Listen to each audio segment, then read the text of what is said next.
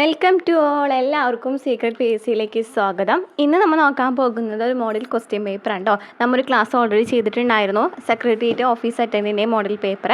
അപ്പോൾ ബാക്കി ഭാഗങ്ങൾ നമുക്ക് നോക്കാം. അതിന് മുമ്പായിട്ട് നമ്മുടെ ക്ലാസ്സുകൾ ഇഷ്ടപ്പെടുകയാണെന്നുണ്ടെങ്കിൽ സബ്സ്ക്രൈബ് ചെയ്യുക, സപ്പോർട്ട് ചെയ്യുക, ലൈക്ക് ചെയ്യുക, കമൻറ്റ് ചെയ്യുക. Previous question answers, model question answers, അതുപോലെ തന്നെ പി എസ് സി ഇതുവരെ ചോദിച്ച ചോദ്യങ്ങൾ, റിപ്പീറ്റഡ് ക്വസ്റ്റ്യൻസ് ഒക്കെ ചെയ്യുന്നുണ്ട്. ക്ലാസ്സുകൾ ഇഷ്ടപ്പെടുകയാണെന്നുണ്ടെങ്കിൽ സപ്പോർട്ട് ചെയ്യാം കേട്ടോ. നമുക്ക് നോക്കാം. ഫസ്റ്റ് ക്വസ്റ്റ്യൻ എന്താണ്? ഒരു കോൺവെക്സ് ലെൻസിന് മുന്നിൽ 20 സെൻറ്റിമീറ്റർ അകലെയായി ഒരു വസ്തു വെച്ചപ്പോൾ ലെൻസിൽ നിന്നും 100 സെൻറ്റിമീറ്റർ അകലത്തിൽ ഒരു മിഥ്യാപ്രതിബിംബം ലഭിച്ചു. ലെൻസിൻ്റെ ഫോക്കസ് ദൂരം കണക്കാക്കുക. അപ്പോൾ എന്താ പറഞ്ഞിരിക്കുന്നത്? ഒരു കോൺവെക്സ് ലെൻസിന് മുന്നിൽ 20 സെൻറ്റിമീറ്റർ അകലെയായിട്ട് ഒരു വസ്തു വെച്ചിട്ടുണ്ട് അല്ലേ. അപ്പോൾ നമുക്ക് എന്തൊക്കെ കിട്ടി? ഒരു വസ്തു വെച്ചിട്ടുണ്ടെന്ന് പറഞ്ഞു. അപ്പോൾ ആ വസ്തുവിൻ്റെ ഡിസ്റ്റൻസ് അല്ലേ, ഒബ്ജക്റ്റ് ഡിസ്റ്റൻസ് എന്ന് പറയുന്നത് എത്രയാണ് കിട്ടി? 20 സെൻറ്റിമീറ്റർ ആണ് നമുക്ക് കിട്ടിയിട്ടുണ്ട്. ഓക്കെ, 20 സെൻറ്റിമീറ്റർ ആണ് കിട്ടിയിട്ടുണ്ട്. നമ്മൾ അതിനെ എന്താ കൊടുക്കുക? യു എന്ന് കൊടുക്കുക കേട്ടോ. യു ഇസ് ഈക്വൽ ടു 20 എന്ന് കൊടുക്കാം.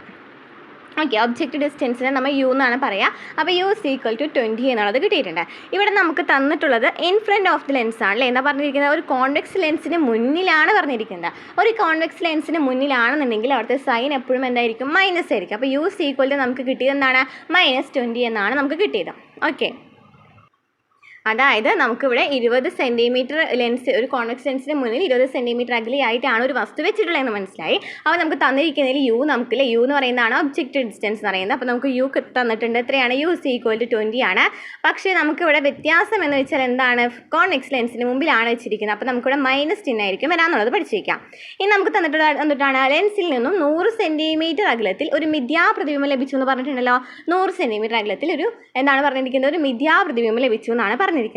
അതായത് ഇമേജ് ഡിസ്റ്റൻസ് ആണ് ഇവിടെ തന്നിരിക്കുന്നത്. നമുക്ക് തന്ന പ്രതിബിംബത്തിന്റെ ഡിസ്റ്റൻസ് എത്രയാണ് തന്നിട്ടുണ്ട്? 100 സെൻറ്റിമീറ്റർ അകലത്തിലാണ് തന്നിട്ടുണ്ട്. അപ്പോൾ നമ്മൾ ഇമേജ് ഡിസ്റ്റൻസിന് നമ്മൾ ഡിനോട്ട് ചെയ്യുന്നത് വി എന്ന് പറഞ്ഞിട്ടുള്ള അക്ഷരം കൊണ്ടാണ്. വി ഇസ് ഈക്വൽ ടു നമുക്ക് തന്നിട്ടുണ്ട് 100 നമുക്ക് തന്നിട്ടുണ്ട്. വി ഇസ് ഈക്വൽ ടു എത്ര തന്നിട്ടുണ്ട്? 100 തന്നിട്ടുണ്ട് അല്ലേ. ഇവിടെ നമുക്ക് പറഞ്ഞിട്ടുണ്ടല്ലോ മിഥ്യാപ്രതിബിംബമാണെന്ന് പറഞ്ഞിട്ടുണ്ട്. അപ്പോൾ മിഥ്യാപ്രതിബിംബമാണെന്നുണ്ടെങ്കിൽ അവിടെ പോസിറ്റീവ് ആണോ മൈനസ് ആണോ സൈൻ വരാം? മൈനസ് ആണല്ലോ വരാം. അപ്പോൾ വി ഇസ് ഈക്വൽ ടു -100 എന്ന് കിട്ടി. യു ഇസ് ഈക്വൽ ടു -20 എന്നും വി ഇസ് ഈക്വൽ ടു -100 എന്നും കിട്ടി. ക്ലിയർ ആയല്ലോ? ഇവിടെ വരെ ക്ലിയർ ആയില്ലേ? ഇനി നമുക്ക് ഫോക്കൽ ലെങ്ത് ആണ് നമുക്ക് കണ്ടുപിടിക്കേണ്ടത്. ഫോക്കൽ ദൂരം കാണുന്നതിനുള്ള ഇക്വേഷൻ എന്ന് പറയുന്നത് എന്താണ്? 1/f is equal to 1/v minus 1/u എന്നാണ്. എന്താണ്? 1/f is equal to 1/v minus 1/u എന്നാണ് നമുക്ക് ഫോക്കൽ ലെങ്ത് കാണുന്നതിനുള്ള ഇക്വേഷൻ. ഈ ഇക്വേഷൻ നിർബന്ധമായിട്ടും പഠിച്ചിരിക്കുക കേട്ടോ. 1/f is equal to 1/v minus 1/u എന്ന് പഠിച്ചിരിക്കാം. അപ്പോൾ നമുക്കിത് ആൻസർ ഇട്ട് കൊടുക്കുമ്പോൾ നമുക്ക് കറക്റ്റ് ആയിട്ടുള്ള ആൻസർ കിട്ടും. നമുക്ക് നോക്കാം. അപ്പോൾ നമുക്ക് തന്നിട്ടുള്ളത് എന്താണെന്ന് പറഞ്ഞു? യു ഇസ് ഈക്വൽ ടു -20 എന്നാണ് പറഞ്ഞു. അതുപോലെ തന്നെ വി ഇസ് ഈക്വൽ ടു എത്രയാണ് നമ്മൾ പറയുന്നത്? -100 ആണെന്നും പറഞ്ഞു. -100 ആണെന്നും പറഞ്ഞു അല്ലേ. നമ്മുടെ ഇക്വേഷൻ എന്ന് പറയുന്നത് എന്താണ്? 1/f ഇസ് ഈക്വൽ ടു 1/1 എന്താണ്? 1/v മൈനസ് 1/u എന്നാണ്. ഇനി നമുക്ക് എങ്ങനെയാണ് വാല്യൂസ് ഇട്ട് കൊടുക്കണം അല്ലേ. വാല്യൂസ് ഇട്ട് കൊടുക്കുകയാണെങ്കിൽ എന്ത് കിട്ടും? 1/v എന്ന് പറയുമ്പോൾ എന്താണ്? 1/100 ആണല്ലോ. ഇസ് ഈക്വൽ ടു 1/-100 -1/-20 എന്ന് കിട്ടി അല്ലേ. ഇവിടെ നമുക്ക് 1/-100 ഇസ് ഈക്വൽ ടു 1/-100 നമുക്ക് എന്ത് ചെയ്താം? -1/100 എഴുതാം അല്ലേ. -1/100 എഴുതാം. ഇവിടെ നമുക്ക് 2 മൈനസ് ആണല്ലോ തന്നിരിക്കുന്നത് അല്ലേ. 2 മൈനസ് ആണെന്നുണ്ടെങ്കിൽ നമുക്ക് ഓൾറെഡി അറിയാവുന്ന കാര്യമാണ്, പ്ലസ് ആവുന്നല്ലേ. ഇപ്പോൾ 1/20 എന്ന് കിട്ടി. -1/100 പ്ലസ് 1/20 എന്ന് കിട്ടി. ഇവിടെ വരെ ക്ലിയർ ആയല്ലോ. അതായത് 1/f is equal to 1/v minus 1/u എന്നാണ് നമ്മുടെ ഫോർമാറ്റ്. അപ്പോൾ 1/v എന്ന് പറയുന്നത് നമുക്ക് തന്നിട്ടുണ്ട്. നമുക്ക് ഇമേജിൻ്റെ ഡിസ്റ്റൻസ് അല്ലേ, പ്രതിബിംബത്തിൻ്റെ ഡിസ്റ്റൻസ് 1/-100 ആണ് തന്നിട്ടുണ്ട്. -1/u എന്ന് പറയുന്നത് എന്താണ്? 1/-20 എന്നാണ്. ഇനി നമുക്ക് 2 മൈനസ് വരികയാണെന്നുണ്ടെങ്കിൽ പ്ലസ് ആവും. അപ്പോൾ നമുക്ക് -100 എന്നുള്ള അടിയിലുള്ള നമ്മൾ മോളിലേക്ക് ഇട്ട് കൊടുത്തു, -1/100 പ്ലസ് 1/20 എന്ന് കിട്ടി.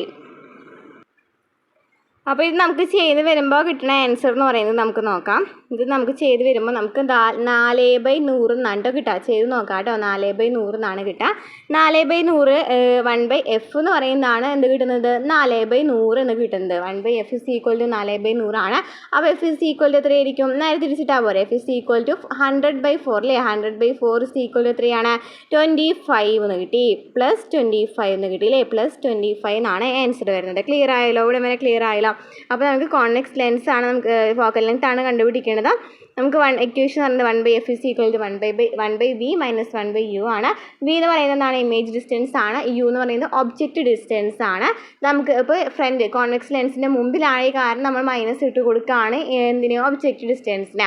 അതുപോലെ തന്നെ മിഥ്യാപ്രതിബിംബം എന്നാണ് പറഞ്ഞിരിക്കുന്നത്. കാരണം നമ്മൾ ഇട്ട് കൊടുത്തു -1/100 എന്ന് ഇട്ട് കൊടുക്കുക അല്ലേ പ്രതിബിംബത്തിൻ്റെ ഡിസ്റ്റൻസ് എന്ന് പറയുന്നത്. ഇത്രയാണ് ഈ ക്വസ്റ്റ്യൻ ആൻസർ എന്ന് പറയുന്നത് കേട്ടോ. ഈ ഒരു ഇക്വേഷൻ നന്നായിട്ട് പഠിച്ചു വയ്ക്കുക. എങ്ങനെയാണ് സബ്സ്റ്റിറ്റ്യൂട്ട് ചെയ്യുക എന്നുള്ളതും പഠിച്ചു വയ്ക്കുക. കാരണം ഇങ്ങനത്തെ കുറേ ക്വസ്റ്റ്യൻസ് നമ്മൾ പ്രീവിയസ് ക്വസ്റ്റ്യൻ ആൻസേഴ്സ് ഡിസ്കഷൻ ചെയ്തപ്പോൾ കണ്ടു അല്ലേ. അപ്പോൾ നമുക്കിവിടെ തന്നിരിക്കുന്ന ആൻസർ ഇതാണ്, +25 സെൻറ്റിമീറ്റർ ആണ്. +25 സെൻറ്റിമീറ്റർ ആണ്. നെക്സ്റ്റ് ക്വസ്റ്റ്യൻ, ശരിയല്ലാത്ത പ്രസ്താവനകൾ തിരഞ്ഞെടുക്കുക. ധവളപ്രകാശത്തിൻ്റെ വർണ്ണരാജിയിൽ തരംഗദൈർഘ്യം കൂടിയ വർണ്ണം ചുവപ്പാണ്. ശരിയാണോ? തരംഗദൈർഘ്യം കൂടിയ വർണ്ണം ചുവപ്പാണെന്നാണ് പറഞ്ഞിരിക്കുന്നത്. തരംഗദൈർഘ്യം കൂടിയ വർണ്ണം ചുവപ്പാണ്. ശരിയാണ്. ഇനി തരംഗദൈർഘ്യം കൂടുമ്പോൾ വിസരണം കൂടുന്നു എന്ന് പറഞ്ഞിട്ടുണ്ട് അല്ലേ. ഓപ്പോസിറ്റ് ആണല്ലോ വരാ. തരംഗദൈർഘ്യം കൂടുമ്പോൾ എന്താണ് ചെയ്യുന്നത്? വിസരണം കുറയാണ് ചെയ്യുന്നത്. അതുപോലെ തന്നെ ചുവപ്പിന് തരംഗദൈർഘ്യവും വിസരണവും കൂടുതലാണെന്ന് പറയുന്നുണ്ട്. ചുവപ്പിന് തരംഗദൈർഘ്യവും വിസരണവും കൂടുതലാണെന്ന് പറയുന്നുണ്ട്. തെറ്റാണ്. ചുവപ്പിന് തരംഗദൈർഘ്യം കൂടുതലാണ് പറഞ്ഞിട്ടുണ്ട്. നമ്മൾ പറഞ്ഞു തരംഗദൈർഘ്യം വിസരണം നേരെ ഓപ്പോസിറ്റ് ആണല്ലേ. തരംഗദൈർഘ്യം കൂടുതലാണെന്നുണ്ടെങ്കിൽ വിസരണം കുറയാണ് ചെയ്യുക. അപ്പോൾ നമുക്ക് അങ്ങനെ നോക്കുകയാണെന്നുണ്ടെങ്കിൽ എന്താണ്? ചുവപ്പിന് വിസരണം കുറവായിരിക്കും അല്ലേ. ചുവപ്പിന് തരംഗദൈർഘ്യം ഉണ്ടായിരിക്കും, പക്ഷേ വിസരണം കുറവായിരിക്കും ഉണ്ടായിരിക്കാം. ഓക്കെ, അപ്പോൾ നമുക്ക് തെറ്റാന്ന് പറയാം. അപ്പോൾ ശരിയില്ലാത്ത പ്രസ്താവനകൾ എന്ന് പറയുന്നതാണ് 2, 3 ആണ് ശരിയില്ലാത്ത പ്രസ്താവന. ധവളപ്രകാശത്തിൻ്റെ വർണ്ണരാജിയിൽ തരംഗദൈർഘ്യം കൂടിയ വർണ്ണം ചുവപ്പാണ്. തരംഗദൈർഘ്യം കൂടുതലാണെന്നുണ്ടെങ്കിൽ ചുവപ്പിനാണെന്നുണ്ടെങ്കിൽ വിസരണം എന്തായിരിക്കും? കുറവായിരിക്കും ചുവപ്പിന്. തരംഗദൈർഘ്യം കൂടുമ്പോൾ വിസരണം കുറയാണ് ചെയ്യാമെന്ന് പറഞ്ഞു. നെക്സ്റ്റ് ക്വസ്റ്റ്യൻ, താഴെ തന്നിരിക്കുന്ന പ്രസ്താവനകളിൽ നിന്നും LNGയുമായി ബന്ധപ്പെട്ടവ കണ്ടെത്തി എഴുതുക. LNGയുമായി ബന്ധപ്പെട്ടവ കണ്ടെത്തി എഴുതാനാണ് പറഞ്ഞിരിക്കുന്നത്. നോക്കാം. ഈഥിൽ മെർക്യാപ്റ്റൻ ചേർക്കുന്നു എന്ന് പറയുന്നുണ്ട്. LNGയിൽ ഈഥിൽ മെർക്യാപ്റ്റൻ ചേർക്കുന്നുണ്ടോ? ഈഥെയിൽ എന്താണ്? ഈഥിൽ മെർക്യാപ്റ്റൻ LNGയിൽ ചേർക്കുന്നില്ല. അപ്പോൾ അത് തെറ്റാണ് വരുന്നത്. ഇതിലെ പ്രധാന ഘടകം മീഥേനാണ്. LNGയിലെ പ്രധാന ഘടകം എന്ന് പറയുന്നത് മീഥേനാണ്. ശരിയാണ്, മീഥേനാണ്. LNGയിലെ പ്രധാന ഘടകം മീഥേനാണ്. ഇനി അപ്പോൾ നമുക്ക് അടുത്ത അതെന്തായാലും തെറ്റായിരിക്കില്ല. ബ്യൂട്ടേനാന്ന് പറഞ്ഞത് തെറ്റായിരിക്കും. വ്യവസായശാലകളിലും പവർ സ്റ്റേഷനുകളിലും ഇന്ധനമായി ഉപയോഗിക്കുന്നുണ്ട്. ശരിയാണ്, വ്യവസായശാലകളിലും പവർ സ്റ്റേഷനുകളിലും ഇന്ധനമായി ഉപയോഗിക്കുന്നുണ്ട്. അപ്പോൾ നമുക്ക് LNGയുമായി ബന്ധപ്പെട്ട് ശരിയായത് ഏതൊക്കെയാണ്? ഇവയിലെ പ്രധാന ഘടകം മീഥേനാണ്. വ്യവസായശാലകളിലും പവർ സ്റ്റേഷനിലും ഇന്ധനമായിട്ട് ഉപയോഗിക്കുന്നുണ്ട്. ശരിയാണ്, 2, 4 ആണ് ശരി വരുന്നത് കേട്ടോ. A ആണ് ആൻസർ വരുന്നത്. നെക്സ്റ്റ് ക്വസ്റ്റ്യൻ, ശരിയായ പ്രസ്താവനകൾ ഏതെല്ലാം?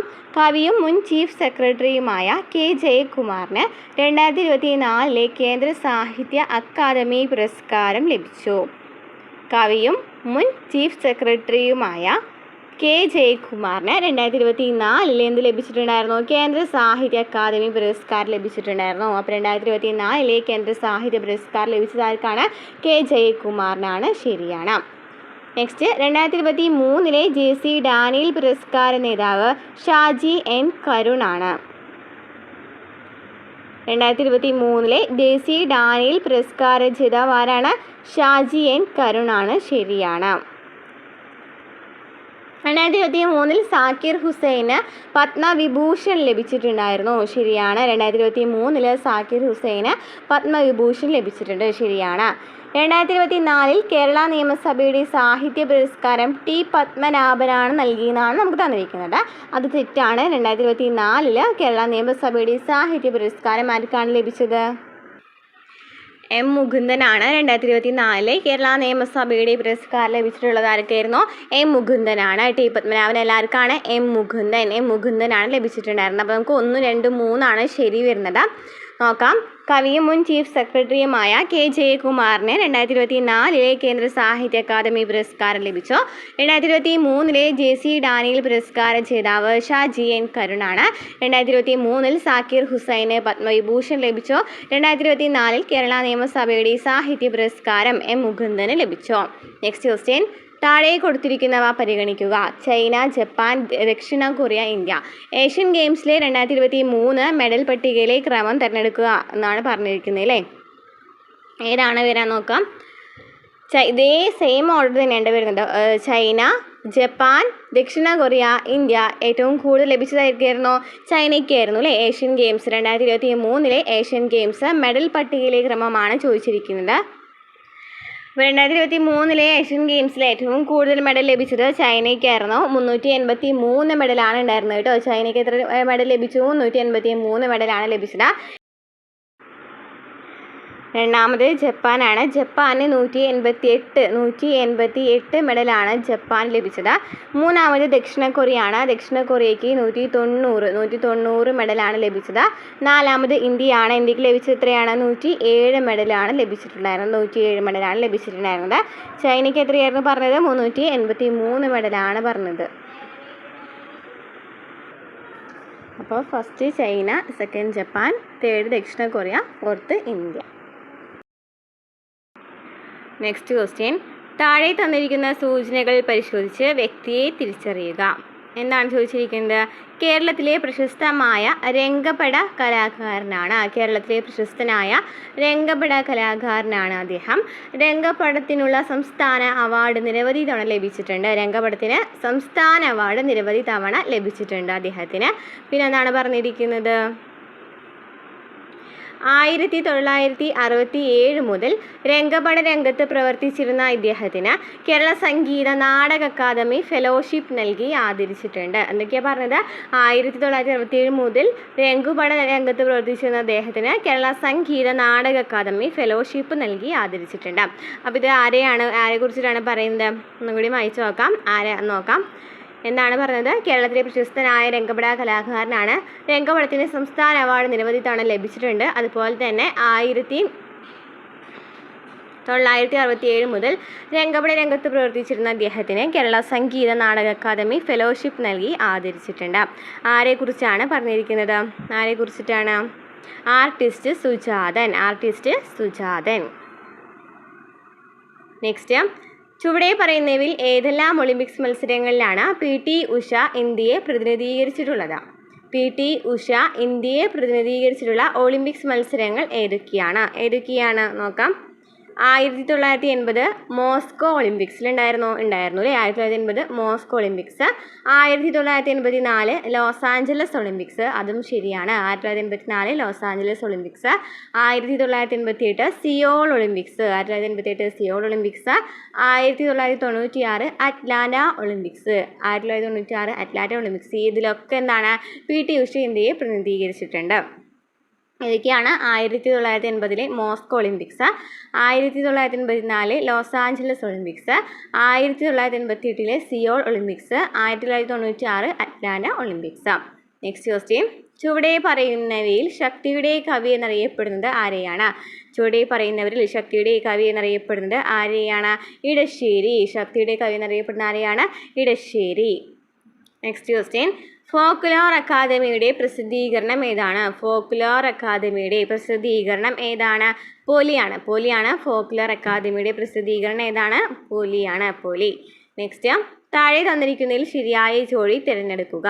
പൂരങ്ങളുടെ മാതാവ് എന്നറിയപ്പെടുന്നത് ആറാട്ടുപുഴ പൂരം എന്ന് പറയുന്നുണ്ട്. ശരിയാണ്. പൂരങ്ങളുടെ മാതാവ് ഏതാണ്? ആറാട്ടുപുഴ പൂരത്തെയാണെന്ന് പറയുന്നത് പൂരങ്ങളുടെ മാതാവ് എന്നറിയപ്പെടുന്നത്. അതുപോലെ ക്ഷേത്രമേളങ്ങളുടെ രാജാവ് എന്നറിയപ്പെടുന്നത് ഏതാണ്? പഞ്ചാരി മേളമാണ്. ക്ഷേത്രമേളങ്ങളുടെ രാജാവ് എന്നറിയപ്പെടുന്നത് പഞ്ചാരി മേളം. കേരള കുംഭമേള എന്നറിയപ്പെടുന്നത് മകരവിളക്ക്. എന്താണ്? മകരവിളക്ക്. വേലകളുടെ വേല എന്നറിയപ്പെടുന്നത് നെന്മാറ വേല. അപ്പോൾ പൂരങ്ങളുടെ മാതാവ് ആറാട്ടുപുഴ പൂരം, ക്ഷേത്രമേളങ്ങളുടെ രാജാവ് പഞ്ചാരി മേളം, കേരള കുംഭമേള മകരവിളക്ക്, വേലകളുടെ വേല നെന്മാറ വേല. ഇതൊക്കെ ശരിയാണ്. പഠിച്ചു വയ്ക്കുക. പൂരങ്ങളുടെ മാതാവ് ആറാട്ടുപുഴ പൂരം, ക്ഷേത്രമേളങ്ങളുടെ രാജാവ് പഞ്ചാരി മേളം, കേരള കുംഭമേള മകരവിളക്ക്, വേലകളുടെ വേല നെന്മാറ വേല. നെക്സ്റ്റ്. ശരിയല്ലാത്ത പ്രസ്താവന കണ്ടെത്തുക. അനൈച്ഛിക പ്രവർത്തനങ്ങളുടെ നിയന്ത്രണ കേന്ദ്രം മെഡുല്ല ഒബ്ലാങ്കേറ്റ ആണെന്ന് പറയുന്നുണ്ട്. ശരിയാണല്ലോ അല്ലേ? മസ്തിഷ്കത്തിലെ അനൈച്ഛിക പ്രവർത്തനങ്ങളുടെ നിയന്ത്രണ കേന്ദ്രം എന്ന് പറയുന്നത് എന്താണ്? മെഡുല ഒബ്ലാങ്കേറ്റയാണ്. മസ്തിഷ്കത്തിലെ ഏറ്റവും വലിയ ഭാഗം സെറിബെല്ലം എന്നാണ് തന്നിരിക്കുന്നത്. തെറ്റാണല്ലോ. മസ്തിഷ്കത്തിലെ ഏറ്റവും വലിയ ഭാഗം ഏതാണ്? സെറിബ്രമാണ് അല്ലേ? മസ്തിഷ്കത്തിലെ ഏറ്റവും വലിയ ഭാഗം സെറിബ്രവും രണ്ടാമത്തെ വലിയ ഭാഗമാണ് സെറിബെല്ലം എന്ന് പറയുന്നത്. അപ്പോൾ അതാണ് തെറ്റ് വന്നത്. ആന്തര സമസ്ഥിതി പാലിക്കുന്ന ഭാഗം ഹൈപ്പോതലാമസ് ആണ്. ശരിയാണല്ലോ. ആന്തര സമസ്ഥിതി പാലിക്കുന്ന ഭാഗം ഹൈപ്പോതലാമസ് ആണ്. മസ്തിഷ്കത്തിന് സംരക്ഷണം നൽകുന്ന ആവരണമാണ് മെനിഞ്ചസ്. മസ്തിഷ്കത്തിന് സംരക്ഷണം നൽകുന്ന ആവരണം എന്താണ്? മെനിഞ്ചസ് ആണ്. അപ്പോൾ അനൈച്ഛിക പ്രവർത്തനങ്ങളുടെ നിയന്ത്രണ കേന്ദ്രം മെഡുല ഒബ്ലാങ്കേറ്റയാണ്. മസ്തിഷ്കത്തിലെ ഏറ്റവും വലിയ ഭാഗം സെറിബ്രമാണ്. സെറിബെല്ലം എന്നാണ് നമുക്ക് തന്നിരിക്കുന്നത്. എന്താണ്? സെറിബ്രം ആണ്. ആന്തര സമസ്ഥിതി പാലിക്കുന്ന ഭാഗം ഹൈപ്പോതലാമസ്. മസ്തിഷ്കത്തിന് സംരക്ഷണം നൽകുന്ന ആവരണം മെനിഞ്ചസ്. നെക്സ്റ്റ്, താഴെ തന്നിരിക്കുന്നതിൽ നിശാന്തത എന്ന രോഗത്തിന് കാരണമായത് ഏതാണ്? നിശാന്തത എന്തിൻ്റെ കുറവാണ്? വൈറ്റമിൻ എയുടെ കുറവാണ് അല്ലേ? വൈറ്റമിൻ എയുടെ കുറവ് മൂലമാണ് നിശാന്തത ഉണ്ടാകുന്നത്. അതുപോലെ തന്നെ റെറ്റിനാലിൻ്റെ കുറവും എന്തുണ്ടാകുന്നുണ്ട്? നിശാന്തത ഉണ്ടാക്കുന്നുണ്ട്. റെറ്റിനാലിൻ്റെ കുറവും നിശാന്തത ഉണ്ടാക്കുന്നുണ്ട്. റോഡോപ്സിൻ്റെ പുനർനിർമ്മാണം തടസ്സപ്പെടുത്തുന്നത് കൊണ്ട് എന്താണ്? റോഡോപ്സിൻ്റെ പുനർനിർമ്മാണം തടസ്സപ്പെടുന്നത് കൊണ്ടും എന്ത് സംഭവിക്കുന്നുണ്ട്? നിശാന്തത ഉണ്ടാകുന്നുണ്ട്. അപ്പോൾ എല്ലാം പറഞ്ഞത് ശരിയാണ്.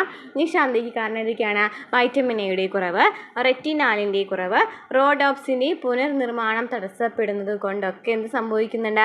നിശാന്തത എന്ന് പറയുന്ന രോഗം കാരണമാകുന്നുണ്ട്. നെക്സ്റ്റ്, ചുവടെ നൽകിയിരിക്കുന്നതിൽ പിറ്റ്യൂട്ടറി ഗ്രന്ഥി ഉൽപ്പാദിപ്പിക്കാത്ത ഹോർമോൺ ഏതാണ്? പിറ്റ്യൂട്ടറി ഗ്രന്ഥി ഉൽപ്പാദിപ്പിക്കുന്ന ഹോർമോൺസ് ഏതൊക്കെയാണ്? പ്രൊലാക്റ്റിൻ, അതുപോലെ തന്നെ സൊമാറ്റോട്രോപ്പിൻ, ഗൊണാഡോട്രോപ്പിക് എന്നീ 3 ഹോർമോൺസ് ആണ് പിറ്റ്യൂട്ടറി ഗ്രന്ഥി ഉൽപ്പാദിപ്പിക്കുന്നത്. ഏതൊക്കെയാണ്? Prolactin, somatotropin, gonadotropic. ഇനി മെലാട്ടോണിൻ ഉൽപ്പാദിപ്പിക്കുന്ന ഗ്രന്ഥി ഏതാണ്?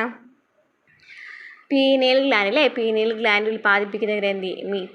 ഗ്രന്ഥി ഉൽപ്പാദിപ്പിക്കുന്ന ഹോർമോണാണ് മെലാട്ടോണിൻ എന്ന് പറയുന്നത്. പീനിയൽ ഗ്രന്ഥി ഉൽപ്പാദിപ്പിക്കുന്നു.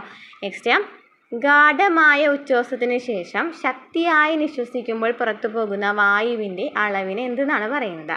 ഗാഢമായ ഉച്ഛ്വാസത്തിന് ശേഷം ശക്തിയായി നിശ്വസിക്കുമ്പോൾ പുറത്തു പോകുന്ന വായുവിൻ്റെ അളവിനെ എന്താ പറയുക? Vital capacity. ഗാഢമായ ഉച്ഛ്വാസത്തിന് ശേഷം ശക്തിയായി നിശ്വസിക്കുമ്പോൾ പുറത്തു പോകുന്ന വായുവിൻ്റെ അളവാണ് വൈറ്റൽ കപ്പാസിറ്റി. ഇനി ഓപ്ഷനിൽ തന്നിരിക്കുന്നതാണ് ടൈഡൽ വോളിയം തന്നിട്ടുണ്ട് അല്ലേ? എന്താണ് ടൈഡൽ വോളിയം എന്ന് വെച്ചാൽ എന്താണ്? ഒരു ജീവി വിശ്രമിക്കുന്ന സമയത്ത് സാധാരണ ശ്വസനത്തിൽ ശ്വസിക്കുന്നതോ ഉച്ഛ്വസിക്കുന്നതായ വായുവിൻ്റെ വ്യാപ്തമാണ് ടൈഡൽ വോളിയം എന്ന് പറയുന്നത്. അപ്പോൾ നമ്മൾ സാധാരണ ശ്വസിക്കുന്നതും ഉച്ഛ്വസിക്കുന്ന വായുവിൻ്റെ അളവുണ്ടല്ലോ, അതിനെയാണെന്ന് പറയുന്നത് ടൈഡൽ വോളിയം എന്ന് പറയുന്നത്. ടൈഡൽ വോളിയം എന്ന് വെച്ചാൽ സാധാരണ ഉച്ഛ്വസിക്കുന്ന വായുവിൻ്റെ വ്യാപ്തമാണ്. മനുഷ്യരിൽ സാധാരണയായിട്ട് 500 ആവാറുള്ളത്. മനുഷ്യരിൽ എത്രയാണ്? 500 ആവാറ്. ഇനി വൈറ്റൽ കപ്പാസിറ്റി നമ്മൾ പറഞ്ഞു, ഗാഢമായ ഉച്ഛ്വാസത്തിന് ശേഷം ശക്തിയായി നിശ്വസിക്കുമ്പോൾ പുറത്തു പോകുന്ന വായുവിൻ്റെ അളവാണ് വൈറ്റൽ കപ്പാസിറ്റി എന്ന് പറയുന്നത്. ഇനി എന്താണ് എയറോബിക് റെസ്പിറേഷൻ? അപ്പോൾ എയറോബിക് എന്ന് വെച്ചാൽ എന്താണ്? എയർ എന്ന് വെച്ചാൽ എന്താണ് അർത്ഥം? വായുവിനൊപ്പം എന്നാണ് അല്ലേ അർത്ഥം വരുന്നത്. അതായത് നമുക്ക് ഈ സെല്ലുലാർ ശ്വസനം എന്ന് പറയുന്നത് 2 തരത്തിലാണ് ഉണ്ടാവുക. എയറോബിക് റെസ്പിറേഷനും ഉണ്ട്, അനറോബിക് റെസ്പിറേഷനും ഉണ്ട്. അതുപോലെ തന്നെ എന്താണ്? അനറോബിക് റെസ്പിറേഷനും ഉണ്ട് കേട്ടോ. അപ്പം നമുക്ക് എയറോബിക് റെസ്പിറേഷൻ നമുക്ക് പറയുമ്പോൾ നമുക്കറിയാം എയറോബിക് ആണ്, അതായത് എയർ ആണ് അല്ലേ, അതായത് വായുവിനോടൊപ്പം എന്തുണ്ടാകും? അതായത് ഭക്ഷണത്തിൽ നിന്ന് ഊർജ്ജം ഉൽപ്പാദിപ്പിക്കാനായിട്ട് ഓക്സിജൻ ഉപയോഗിക്കും. ഭക്ഷണത്തിൽ നിന്ന് ഊർജ്ജം ഉൽപ്പാദിപ്പിക്കാനായിട്ട് എന്തുണ്ടാക്കുന്നുണ്ട്? ഓക്സിജൻ ഉപയോഗിക്കുന്നുണ്ട്. ആ പ്രക്രിയയാണ് എയറോബിക് ശ്വസനം എന്ന് പറയുന്നത്. ഭക്ഷണത്തിൽ നിന്ന് ഊർജ്ജം ഉൽപ്പാദിപ്പിക്കാനായിട്ട് ഓക്സിജൻ ഉപയോഗിക്കുന്നുണ്ട്. അതിനെയാണെന്ന് പറയുന്നത് എയറോബിക് റെസ്പിറേഷൻ എന്ന് പറയുന്നത്. ഇനി അനറോബിക് ആണെങ്കിൽ എന്താണ്? വായുരഹിതമാണ് അല്ലേ, വായു ഉപയോഗിക്കുന്നില്ല. അപ്പോൾ വായു ഉപയോഗിക്കുകയാണ്, ഭക്ഷണത്തിൽ നിന്ന് ഊർജ്ജം ലഭിക്കുന്നതിനായിട്ട് വായു ഉപയോഗിക്കുകയാണെന്നുണ്ടെങ്കിൽ അതിനെന്ന് പറയും എയറോബിക് റെസ്പിറേഷൻ എന്ന് പറയും. ക്ലിയർ ആയല്ലോ? നെക്സ്റ്റ് ക്വസ്റ്റ്യൻ നോക്കാം. താഴെ തന്നിരിക്കുന്നതിൽ ഒറ്റപ്പെട്ടത് കണ്ടെത്തുക. അന്നനാളം, ശ്വാസനാളം, ആമാശയം, പ്രക്വാശയം. നമുക്ക് ജസ്റ്റ് വായിച്ച് നോക്കിയാൽ അറിയാലോ. അന്നനാളം, ആമാശയം, പക്വാശയം എന്ന് പറയുന്നതൊക്കെ എന്താണ്? ദഹനവുമായി ബന്ധപ്പെട്ടതാണ് അല്ലേ? അന്നനാളം, ആമാശയം, പക്വാശയം എന്ന് പറയുന്നത്. അപ്പോൾ തന്നിരിക്കുന്ന ഒറ്റപ്പെട്ട ഏതാണ്? ശ്വാസനാളമാണ്. നെക്സ്റ്റ്, ചേരുംപടി ചേർക്കുക. ടെസ്റ്റുകളും രോഗങ്ങളാണ് ചോദിച്ചിരിക്കുന്നത്. ഓരോ രോഗങ്ങളുടെയും ടെസ്റ്റുകളാണ് പഠിക്കേണ്ടത്. വൈഡൽ ടെസ്റ്റ് എന്തുമായി ബന്ധപ്പെട്ടതാണ്? ടൈഫോയിഡ് ആണ് അല്ലേ? വൈഡൽ ടെസ്റ്റ് ടൈഫോയിഡുമായി ബന്ധപ്പെട്ട ടെസ്റ്റാണ് വൈഡൽ ടെസ്റ്റ്. ഇനി ടൂർണിക്കറ്റ് ടെസ്റ്റ് എന്താണ്? ടൂർണിക്കറ്റ് ടെസ്റ്റ് എന്തുമായി ബന്ധപ്പെട്ടതാണ്? ഡെങ്കിപ്പനിയുമായി ബന്ധപ്പെട്ടതാണ്. ടൂർണിക്കറ്റ് ടെസ്റ്റ് എന്താണ്? ഡെങ്കിപ്പനിയുമായി ബന്ധപ്പെട്ടതാണ്.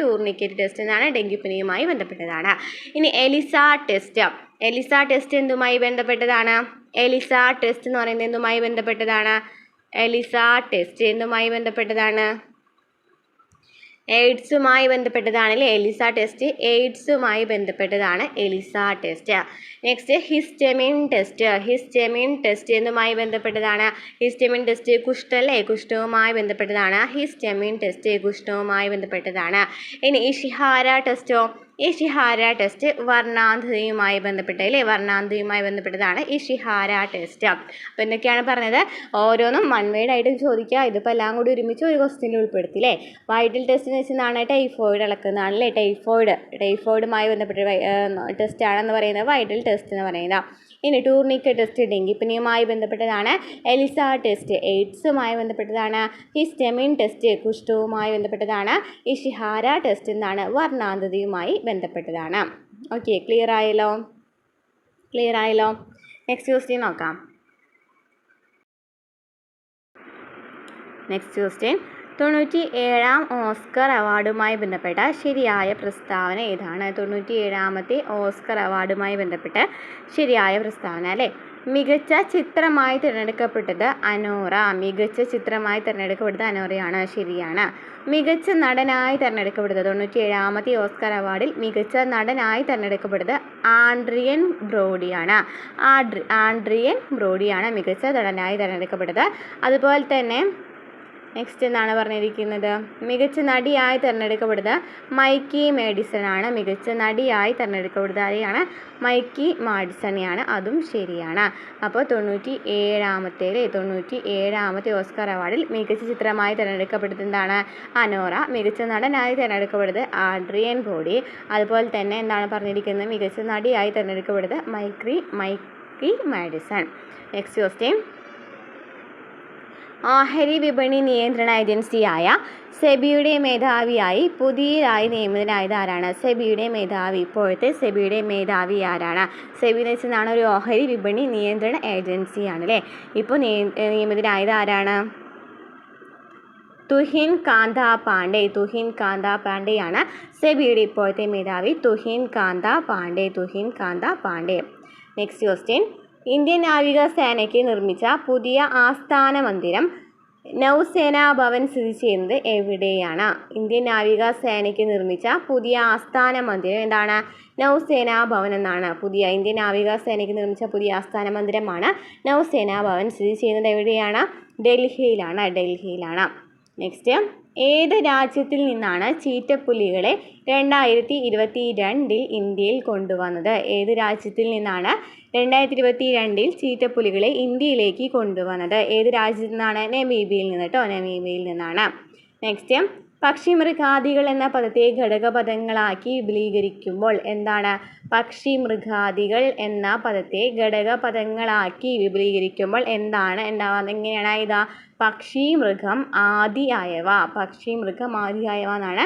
പക്ഷിമൃഗാദികളെ ഘടകപദങ്ങളാക്കിയാൽ എന്താണ്? പക്ഷിമൃഗം ആദിയായവ. നമ്മൾ Malayalam question answers, previous question answers ഇതുവരെ PSC ചോദിച്ച എല്ലാ ചോദ്യങ്ങളും നമ്മൾ ചെയ്യാനായിട്ട് ശ്രമിക്കുന്നുണ്ട് കേട്ടോ. അപ്പോൾ തന്നെ 3-4 ക്ലാസ് ചെയ്തിട്ടുണ്ട്. ക്ലാസ്സുകൾ കാണാതിട്ടുണ്ടെങ്കിൽ പോയി കാണാം. ആ ഒരു ക്വസ്റ്റ്യൻസ് മാത്രം പഠിച്ചു പോയാൽ മതിയായിരിക്കും. കുറേയൊക്കെ റിപ്പീറ്റഡ് ക്വസ്റ്റ്യൻസ് തന്നെയാണ് കേട്ടോ മലയാളം ചോദിക്കുന്നത്. ഓക്കെ, നെക്സ്റ്റ് ക്വസ്റ്റ്യൻ നോക്കാം. സന്ധി നിയമപ്രകാരമുള്ള ശരിയായ പദനിര കണ്ടെത്തുക. സന്ധി നിയമപ്രകാരമാണ് ചോദിച്ചിരിക്കുന്നത്. ഇതാണ് ശരിയായിട്ടുള്ളത്. നിറപറ, എരുത്തി, ഉരക്കല്ല്. നെക്സ്റ്റ്, തെറ്റായ ജോഡി കണ്ടെത്തുക. ഗർഹണീയം, സ്പൃഹണീയം എന്ന് പറയുന്നുണ്ട്. ഇതിൽ തെറ്റായത് ഏതാണെന്ന് കണ്ടുപിടിക്കുന്നത് കേട്ടോ. വിപരീത പദമാണ് തന്നിരിക്കുന്നത്. ഗർഹണീയത്തിന് ഓപ്പോസിറ്റ് എന്താണ്? സ്പൃഹണീയം എന്ന് പറയുന്നതാണ് ശരിയാണ്. ഇനി ഖണ്ഡനം എന്ന് പറയുന്നത് മണ്ഡനമാണ്. ഖണ്ഡനം മണ്ഡനം ശരിയാണ്. നിർദ്ദയം സധയം എന്ന് പറയുന്നത് ശരിയാണല്ലോ. നിർദ്ദയം സധയമാണ്. ഇനി ആധിക്യം വിരളം എന്നാണ് തന്നിരിക്കുന്നത്. നമ്മൾ കുറേ പ്രീവിയസ് ക്വസ്റ്റ്യൻ ആൻസേഴ്സ് നമ്മൾ ചെയ്തിട്ടുണ്ടായിരുന്നു അല്ലേ. അപ്പോൾ ക്ലാസ്സിൽ കാണാം ആധിക്യം എന്ന് പറയുന്നത് എപ്പോഴും കൂടുതലായിട്ട് ചോദിച്ചു കൊണ്ടിരുന്ന ഒരു ക്വസ്റ്റ്യൻ ആണല്ലേ. ആധിക്യത്തിന് എന്താണ്? വിരളമല്ല വൈരല്യം എന്നാണ് കേട്ടോ. വൈരല്യം എന്നാണ് പഠിച്ചു വയ്ക്കുക. വൈരല്യം എന്നാണ് മീനിങ് വരുന്നത്. ഇല്ല, ഓപ്പോസിറ്റ് വേർഡ് വരുന്നത് വൈരല്യം എന്നാണ്. നെക്സ്റ്റ് ക്വസ്റ്റ്യൻ, ഭൂമി എന്നർത്ഥം വരുന്ന പദം ഏതാണ്? ഭൂമി എന്നർത്ഥം വരുന്ന പദം ഏതാണ്? ഇളയാണ് അല്ലേ. ഇളയാണ്. ഭൂമി എന്നർത്ഥം വരുന്ന പദം ഏതാണ്? ഇള. നെക്സ്റ്റ്, കൂട്ടത്തിൽ പെടാത്ത ജോഡി. വീണ്ടും വിപരീത പദം തന്നിരിക്കുന്നതാണ് അല്ലേ. കൂട്ടത്തിൽ പെടാത്ത ജോഡി ഏതാണ്? ആയം വ്യയം ശരിയാണല്ലോ. ആരോഹം അവരോഹണം ശരിയാണ്. ജ്ഞാനം വിജ്ഞാനം എന്നാണ് തന്നിരിക്കുന്നത്. തെറ്റാണല്ലോ അല്ലേ. തെറ്റാണ്. തമസ് ജ്യോതിസ് എന്ന് പറയുന്നത് ശരിയാണ്. അപ്പോൾ ശരിയായത് എന്തൊക്കെയാണ്? ആയം വ്യയം, ആരോഹണം അവരോഹണം, ജ്ഞാനം വിജ്ഞാനം എന്ന് പറയുന്നത് നമുക്ക് തെറ്റ് തന്നിരിക്കുന്നത്. ഇനി തമസ് ജ്യോതിസാണ് ശരി വരുന്നത്. എന്താ പറയുക? ജ്ഞാനത്തിന് വിപരീത പദം എന്താ പറയുക? അറിവില്ലായ്മയൊക്കെയാണല്ലേ അതിൻ്റെ വരുന്നത്. നെക്സ്റ്റ് ക്വസ്റ്റ്യൻ നോക്കാം. എരകപ്പുല്ല് നടുക എന്ന ശൈലി ഏത് അർത്ഥത്തിലാണ് പ്രയോഗിക്കുന്നത്? എരകപ്പുല്ല് നടുക എന്ന് വെച്ചാൽ എന്താണ് അർത്ഥം? എന്താണ് അർത്ഥം വരുന്നത്? അരകപ്പുല്ല് നടുക എന്ന് വെച്ചാൽ എന്താണ്? കലഹം ഉണ്ടാക്കുക എന്നാണ് അർത്ഥം വരുന്നത്. എന്താണ്? കലഹം ഉണ്ടാക്കുക. നെക്സ്റ്റ്, താഴെ കൊടുത്തിരിക്കുന്നതിൽ ശരിയായത് ഏതാണ്? താഴെ കൊടുത്തിരിക്കുന്നതിൽ ശരിയായത് ഏതാണ്? തന്നിരിക്കുന്ന വാക്ക് ശരിയായിട്ടുള്ളത് ഏതാണ്? ഇതാ ഇങ്ങനെയാണ് കേട്ടോ. പിഷ്ടപേഷണം എന്നാണ് ഇതാ. പിഷ്ട എന്നുള്ളത് ഈ ടായാണ്. അതാണ് ഇവിടെ തെറ്റ് നൽകിയിരിക്കുന്നത്. അതുപോലെ തന്നെ ഷ എന്ന് പറയുമ്പോൾ ഇതാണ് സാധാ ഷാണല്ലോ എഴുതിയിരിക്കുന്നത്. അപ്പോൾ പിഷ്ടപേഷണം എന്ന് പറയുന്നത് നോക്കാം. നെക്സ്റ്റ്, ഞായർ എന്ന പദത്തിൻ്റെ പര്യായമല്ലാത്തത് ഏത്? ഞായറിൻ്റെ പര്യായ പദങ്ങൾ ഏതൊക്കെയാണ്? പ്രഭാകരൻ, ദിവാകരൻ, ദിനകരൻ എന്നിവയ്ക്ക് എന്താണ്? ഞായറിൻ്റെ പര്യായ പദങ്ങളാണ്. സുധാകരനാണ് ഇവിടെ വരാത്തത്. അപ്പോൾ ഏതൊക്കെയാണ്? പ്രഭാകരൻ, ദിനകരൻ, ദിവാകരൻ ഒക്കെ എന്താണ്? ഞായറിൻ്റെ പര്യായ പദങ്ങളാണ്. നെക്സ്റ്റ് ക്വസ്റ്റ്യൻ, താഴെ തന്നിട്ടുള്ളവയിൽ രൂപം കൊണ്ട് ബഹുവചനമാണെന്ന് തോന്നുമെങ്കിലും ഏകവചനമായ പദം ഏതാണ്? രൂപം കൊണ്ട് ബഹുവചനമാണെന്ന് തോന്നുന്നുണ്ടെങ്കിലും ഏകവചനമായ പദം ഏതാണ്? ദ്രോണർ. ദ്രോണർ എന്ന് പറയുന്നത് കാണുമ്പോൾ നമുക്ക് തോന്നുന്നുണ്ട് ബഹുവചനമാണെന്ന് തോന്നുന്നുണ്ട്. പക്ഷേ അതൊരു ഏകവചനമാണ്. ദ്രോണർ എന്ന് പറയുന്നത് ഒരു ഏകവചനമാണ്. നെക്സ്റ്റ് ക്വസ്റ്റ്യൻ, ഈ ദൃശ്യം എന്ന പദത്തിൻ്റെ വിപരീത പദം എന്താണ്? ഈ ദൃശ്യം. കൂടുതൽ വിപരീത പദങ്ങളാണല്ലേ ചോദിച്ചിരിക്കുന്നത്. ഈ ദൃശ്യം എന്ന് പറയുന്ന പദത്തിൻ്റെ വിപരീത പദം കണ്ടെത്തുക. ഏതാണ് വരുന്നത്? ഈ ദൃശ്യം എന്ന് വെച്ചാൽ എന്താണ് വരുന്നത്? സദൃശ്യം എന്നാണ് വരുന്നത് കേട്ടോ. സദൃശ്യം എന്ന് പറയുന്നതാണ് ശരി വരുന്നത്. ഏതാണ്?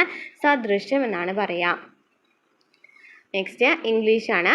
Stay on your toes means എന്താണ്? Stay on your toes means എന്താണ് വരുന്നത്? എന്താണ് മീനിങ് വരുന്നത്? എന്താണ് വരുന്നത്? ബി അലേർട്ട് എന്നാണ്. Be alert. Stay on your toes എന്ന് വെച്ചതാണ് be alert. Next, which of the following words are correctly spelled? കറക്റ്റായിട്ട് എഴുതിയിരിക്കുന്നത് തന്നിരിക്കുന്നതിൽ ഏതാണെന്നല്ലേ ചോദിച്ചിരിക്കുന്നത്. ഏതാണ്? നോക്കി വയ്ക്കാം. ഇത് ക്വാക്സ് എന്ന് പറയുന്നതും അതുപോലെ തന്നെ സ്ക്വീക്സ് എന്ന് പറയുന്നതും ഇങ്ങനെയാണ്. നോക്കി വെക്കാം കേട്ടോ. ക്വാക്സ് എന്ന് പറയുമ്പോൾ QUAWKS ആണ്. സ്ക്വീക്സ് എന്ന് വെച്ചതാണ് SQUEAKS എന്നാണ്. ഇത് രണ്ടുമാണ് ശരിയായിട്ടുള്ള ആൻസർ വരുന്നത് കേട്ടോ. നെക്സ്റ്റ്, ദേ റയർലി സ്പീക്ക് ഇംഗ്ലീഷ്. എന്താണ് വരുന്നത്? ക്വസ്റ്റ്യൻ ടാഗ് അല്ലേ. ദേ റയർലി സ്പീക്ക് ഇംഗ്ലീഷ്. റേ എന്ന് പറയുമ്പോൾ നമുക്കറിയാം അവിടെ ഒരു നോട്ട് എന്ന് പറയുന്ന ചിഹ്നമാണ്. അതായത് നെഗറ്റീവ് സെൻറ്റൻസ് ആണ് മനസ്സിലായി. ഇനി സ്പീക്ക് എന്ന് വെച്ചാൽ നമ്മൾ എന്താ ഡു ഡസ് ഡിഡിൽ ഡു എന്നല്ലേ ഇതാ. സ്പീക്ക് സ്പോക്ക് എന്നല്ലേ. സ്പീക്ക് എന്ന് പറഞ്ഞാൽ ഫസ്റ്റ് വെർബാണ്. കാരണം നമ്മൾ എന്ത് ചെയ്തും ഡു എന്ന് ചെയ്തു അല്ലേ. ഡു ദേ എന്നല്ല ആൻസർ വരിക. റയർലി എന്ന് പറയുന്നത് അവിടെ ഒരു നെഗറ്റീവ് മീനായിട്ട് തന്നിട്ടുണ്ട്. അപ്പോൾ നോട്ട് ചേർക്കേണ്ട. ഡു ദേ എന്നാണ് ആൻസർ വരുന്നത് അല്ലേ. ഡു ദേ എന്നാണ് ആൻസർ വരുന്നത്. Next, a lot of money dash spend on construction. A lot of money dash spend on construction എന്താണ് വരാം അവിടെ? എന്താണ് വരാം? A lot of money is spent on construction. Next, how delicious it is. He exclaimed. Change it to indirect speech. Indirect speechലേക്ക് change ചെയ്യാണ് പറഞ്ഞിരിക്കുന്നത്. How delicious it is. He exclaimed. അപ്പോൾ ഇവിടെ എന്താണ് വരുന്നത്? എക്സ്ക്ലാമേറ്ററി സെൻറ്റൻസ് ആണെന്ന് മനസ്സിലായി. അപ്പോൾ അതെങ്ങനെയാണ് എഴുതാം? എങ്ങനെയാണ് വരാം? He exclaimed that it was very delicious. Next question, identify the correct sentence. Correct sentence identify ചെയ്യാനല്ലേ പറഞ്ഞിരിക്കുന്നത്. ഇതാണ് he visited America last week ശരിയാണല്ലോ. He visited America last week എന്ന് പറയുമ്പോൾ ഒരു പാസ്റ്റ് ടെൻസ് ആണ്. അപ്പോൾ ഇ ഡി ചേർത്തു അല്ലേ. അപ്പോൾ he visited America last week. Next opposite of obstinate എന്ന് പറയുന്ന വാക്കിൻ്റെ ഓപ്പോസിറ്റ് എന്താണ്? ഒബ്സ്റ്റിനേറ്റ് എന്ന് പറയുന്ന വാക്കിൻ്റെ ഓപ്പോസിറ്റ് എന്താണ് വരുന്നത്? Submissive. Next write the synonym of akin. AKIN അല്ലേ. AKIN എന്ന് വെച്ചാൽ എന്താണ്? സിനോണിം എന്താണ്? AKIN എന്ന് വെച്ചാൽ എന്താണ് വരുന്നത്?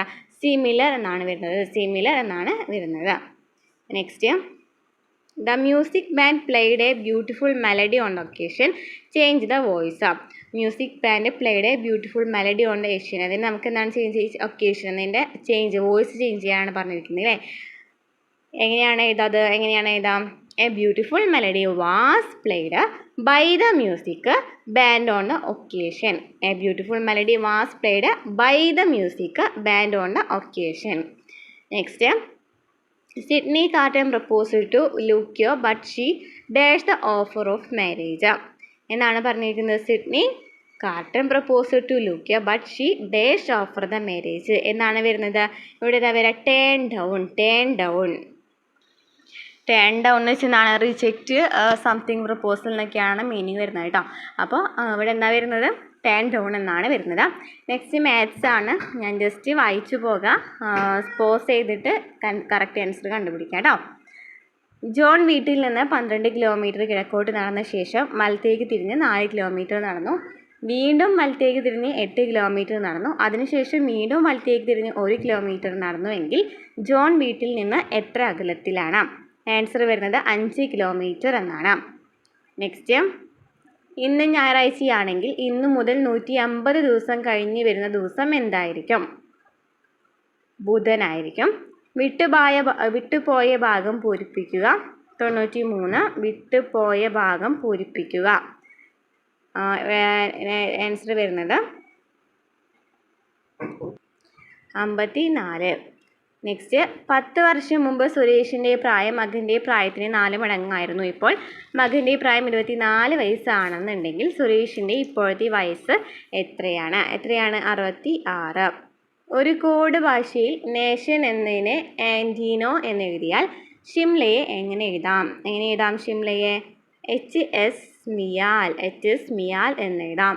നെക്സ്റ്റ് അരുണിന് ഒഴുക്കിനെതിരെ നീന്തുന്നതിൻ്റെ ഇരട്ടി വേഗതയിൽ ഒഴുക്കിന് അനുകൂലമായി നീന്താൻ കഴിയും. നിശ്ചല ജലത്തിലെ അരുണിൻ്റെ വേഗത 18 km/h ആയാൽ ജലത്തിൻ്റെ ഒഴുക്കിൻ്റെ വേഗത എത്രയാണ് വരുന്നത്? 6 km/h. നെക്സ്റ്റ് അർദ്ധവാർഷികമായി കൂട്ടുപലിശ കണക്കാക്കുന്ന ബാങ്കിൽ ഡയാന 5000 രൂപ നിക്ഷേപിച്ചു. ബാങ്കിൻ്റെ വാർഷിക പലിശ നിരക്ക് 8%. 1.5 വർഷം കഴിയുമ്പോൾ ഡയാനയ്ക്ക് പലിശയടക്കം എത്ര രൂപ ലഭിക്കും? ആൻസർ B ആണ് വരുന്നത്. നെക്സ്റ്റ് ഒരു സമബഹുഭുജത്തിൽ ഒരു ശീർഷത്തിലെ അകക്കോണിനെയും പുറക്കോണിനെയും അളവുകൾ തമ്മിലുള്ള അംശബന്ധം 3:1 ആണ്. ഒരു മൂലയിലെ അകക്കോണിൻ്റെയും പുറക്കോണിൻ്റെയും തുക 180 ആയിരിക്കും. പുറം കോൺ 50 ഡിഗ്രി ആയിരിക്കും. ഈ ബഹുഭുജത്തിന് 6 വശങ്ങൾ ഉണ്ടായിരിക്കും. ശരിയില്ലാത്ത പ്രസ്താവന കണ്ടെത്തുക. ആൻസർ വരുന്നത് B ആണ്. ഒരു സംഖ്യയുടെയും അതിൻ്റെ വ്യുൽക്രമത്തിൻ്റെയും ഗുണനഫലം 1 ആണെന്നുണ്ടെങ്കിൽ ഇതിൽ ശരിയല്ലാത്ത പ്രസ്താവനയാണ് ചോദിച്ചിരിക്കുന്നത്. ശരിയല്ലാത്ത പ്രസ്താവന 3 മാത്രമാണ് ശരിയല്ലാത്തത് വരുന്നത് കേട്ടോ. നെക്സ്റ്റ് ഒരു ഗോളത്തിൻ്റെ വിസ്തീർണം 60 cm² ആണ്. ഇതിനെ മുറിച്ച് 2 അർദ്ധഗോളങ്ങളാക്കി മാറ്റിയാൽ ആകെ വിസ്തീർണം എത്രയാണ്? 90 cm² ആണ്. അപ്പോൾ ഇത്രയൊക്കെ ക്വസ്റ്റ്യൻസ് ആണ് നമ്മൾ ഇന്നത്തെ ക്ലാസ്സിൽ ഉൾപ്പെടുത്തിയിരിക്കുന്നത്. ഇനിയും മോഡൽ പേപ്പേഴ്സ് ചെയ്യാം. ക്ലാസ്സുകൾ ഇഷ്ടപ്പെടുകയാണെന്നുണ്ടെങ്കിൽ സബ്സ്ക്രൈബ് ചെയ്യുക, സപ്പോർട്ട് ചെയ്യുക കേട്ടോ. അടുത്ത ക്ലാസ്സിൽ വീണ്ടും കാണാം.